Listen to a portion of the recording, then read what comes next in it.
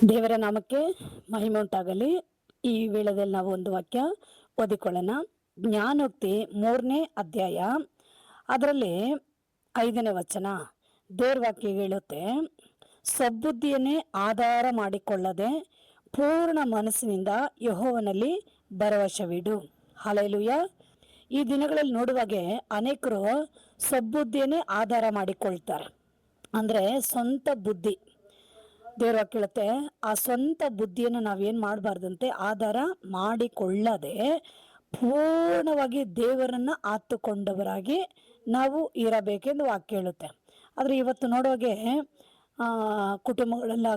ಕುಟುಂಬಗಳಲ್ಲಿ ಏನಾದರೂ ಕಾರ್ಯಗಳನ್ನು ಮಾಡಬೇಕಾದ್ರೆ ಸ್ವಂತ ಬುದ್ಧಿಗಳನ್ನ ಉಪಯೋಗ ಪಡಿಸ್ತಾರೆ, ಸ್ವಂತ ಆಲೋಚನೆಗಳನ್ನೇ ಉಪಯೋಗ ಪಡಿಸ್ಕೊಳ್ತಾರೆ, ಸ್ವಂತ ನಿರ್ಧಾರಗಳನ್ನೇ ಉಪಯೋಗ ಪಡಿಸ್ತಾರೆ.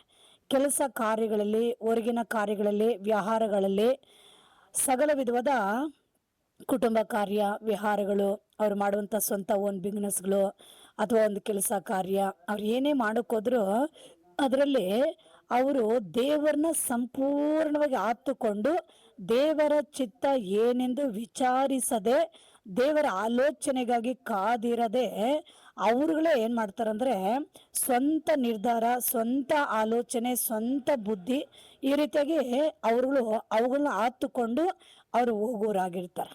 ಅದಕ್ಕೆ ದೇವ್ರ ವಾಕ್ಯ ಹೇಳುತ್ತೆ, ಆ ಸ್ವಂತ ಬುದ್ಧಿಗಳನ್ನ ಆಧಾರ ಮಾಡಿಕೊಳ್ಳಬಾರದು.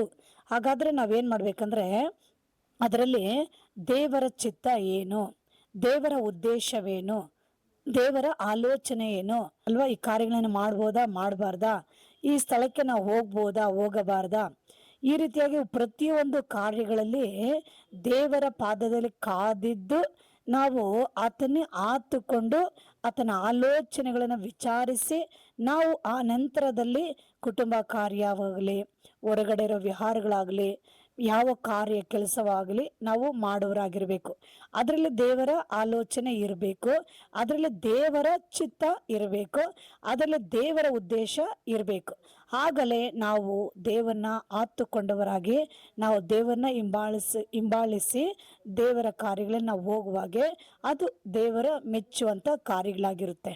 ಇವತ್ತೇನಾದರೂ ಒಂದು ಕಾರ್ಯ ಮಾಡಬೇಕಂದ್ರೆ ತಕ್ಷಣ ಏನು ಮಾಡ್ತಾರೆ, ಅವರೇ ಮಾಡೋಕ್ಕೆ ಸ್ಟಾರ್ಟ್ ಮಾಡಿಬಿಡ್ತಾರೆ. ಅದೆಲ್ಲ ದೇವ್ರು ಇಷ್ಟಪಡೋದಿಲ್ಲ. ಆ ರೀತಿ ಮಾಡ್ತಾರೆ.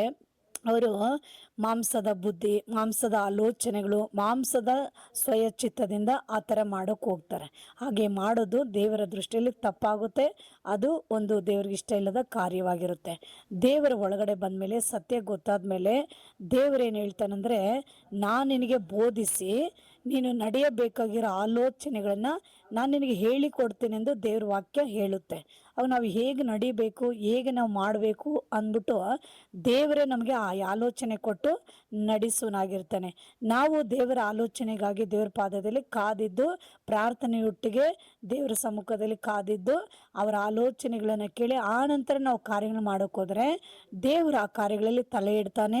ದೇವರು ನಮ್ಮ ಮುಂಭಾಗದಲ್ಲಿ ಹೊರಡುವನಾಗಿರ್ತಾನೆ. ಆದರೆ ದೇವರ ಪಾದದಲ್ಲಿ ಕಾದಿರದೆ, ದೇವರ ಆಲೋಚನೆಗಳನ್ನು ವಿಚಾರಿಸದೆ ತಾವೇ ಪ್ರತಿಯೊಂದು ಕಾರ್ಯಗಳನ್ನು ಮುಂದಾಗಿ ಮಾಡೋರಾಗಿರ್ತಾರೆ. ತಾವೇ ಒಂದು ಆಲೋಚನೆ, ಒಂದು ನಿರ್ಧಾರಗಳನ್ನು ತಗೊಂಡು ಮಾಡೋರಾಗಿರ್ತಾರೆ. ಇದೆಲ್ಲ ದೇವರ ಇಷ್ಟ ಇಲ್ಲದ ಕಾರ್ಯಗಳಾಗಿರುತ್ತೆ. ಆಗ ಪ್ರತಿಯೊಬ್ಬರು ಚೆನ್ನಾಗಿ ಪ್ರಾರ್ಥನೆಗಳನ್ನು ಮಾಡಬೇಕು. ಪ್ರಾರ್ಥನೆ ಮಾಡಿ ಚೆನ್ನಾಗಿ ದೇವ್ರ ವಾಕ್ಯವನ್ನು ಓದಿ, ಪ್ರಾರ್ಥನೆ ಮಾಡಿ ದೇವರ ವಾಕ್ಯವನ್ನು ನಾವು ಓದಿ ದೇವರ ಸಮ್ಮುಖದಲ್ಲಿ ನಾವು ಕಾದಿರುವಾಗೆ ದೇವರ ಏನು ಮಾಡ್ತಾನೆ, ನಾವು ದೇವರ ಸಮ್ಮುಖದಲ್ಲಿ ಕಾದಿರುವಾಗೆ ದೇವರು ನಮಗೆ ಅದನ್ನು ತಿಳಿಯಪಡಿಸ್ತಾನೆ. ದೇವರ ಅದರಲ್ಲಿ ಆಲೋಚನೆ ಕೊಟ್ಟಿದ್ದಾರಾ, ದೇವರಲ್ಲಿ ಅದರಲ್ಲಿ ಚಿತ್ತನ ಇಟ್ಟಿದ್ದಾರಾ, ನಾವು ಮಾಡಬಹುದಾ, ದೇವರು ಅದ್ರಿಗೆ ಸಂತೋಷ ಬೀಳ್ತಾನ, ಆ ಕಾರ್ಯ ಮಾಡೋಗೆ ದೇವ್ರು ನಮ್ಮ ಸಂಗಡ ಬರ್ತಾನ, ಆ ಕಾರ್ಯಗಳಲ್ಲಿ ದೇವರು ತಲೆ ಹಾಕ್ತಾನ. ಈ ರೀತಿಯಾಗಿ ನಾವು ದೇವರ ಸಮ್ಮುಖದಲ್ಲಿ ಪ್ರಾರ್ಥನೆಯೊಟ್ಟಿಗೆ, ವಾಕ್ಯದೊಟ್ಟಿಗೆ ಅಲ್ವಾ ನಾವು ಕಾದಿದ್ದು ಆ ನಂತರ ಕಾರ್ಯಗಳನ್ನು ನಾವು ಮಾಡೋಕ್ಕೆ ಹೋಗುವಾಗೆ ನೋಡ್ರಿ, ಆ ವಿಷಯದಲ್ಲಿ ದೇವರ ಸಂತೋಷ ಮತ್ತು ಅವರ ಚಿತ್ತ ಇರುತ್ತೆ. ಅವ್ರು ನಮ್ಮ ಸಂಗಡ ಬರ್ತಾರೆ. ಆ ಕಾರ್ಯಗಳಲ್ಲಿ ಶುಭವು ಆಶೀರ್ವಾದಗಳು ನಾವು ಹೆಚ್ಚಾಗಿ ಕಾಣುವರಾಗಿರ್ತೀರಿ. ಹಾಗಾಗಿ ಮನುಷ್ಯರ ಆಲೋಚನೆ ಕೇಳಿ ನಾವು ಹೋಗಬಾರ್ದು. ನಾವು ನಮ್ಮ ಆಲೋಚನೆಗಳ ಪ್ರಕಾರವಾಗಿ ನಾವು ಹೋಗಬಾರದು.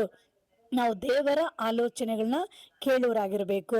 ಒಂದು ವೇಳೆ ನಾವು ಹೆಂಗ್ ತಿಳ್ಕೊಳ್ಳೋದಂದ್ರೆ, ಒಂದು ವೇಳೆ ನೋಡ್ರಿ ಸಭಾ ಸೇವಕರುಗಳಿರ್ತಾರಲ್ಲ, ಸೇವಕರುಗಳ ಹತ್ರ ಹೋಗಿ ಆ ಆಲೋಚನೆ ನಾವು ಕೇಳುವಾಗೆ ದೇವರು ಅವರ ಮೂಲಕವಾಗಿ ಮಾತನಾಡ್ತಾರೆ. ಇಲ್ಲಾಂದ್ರೆ ನಾವು ಪ್ರಾರ್ಥನೆ ಮಾಡೋಗೆ ದೇವರು ಅದನ್ನ ಕುರಿತು ಮಾತನಾಡ್ತಾನೆ. ಮತ್ತೆ ಬೈಬಲ್ನ ಓದಿ ವಾಕ್ಯನ ಧ್ಯಾನಿಸುವಾಗೆ ಆ ವಾಕ್ಯದ ಮೂಲಕವಾಗಿ ದೇವರು ಮಾತಾಡ್ತಾನೆ.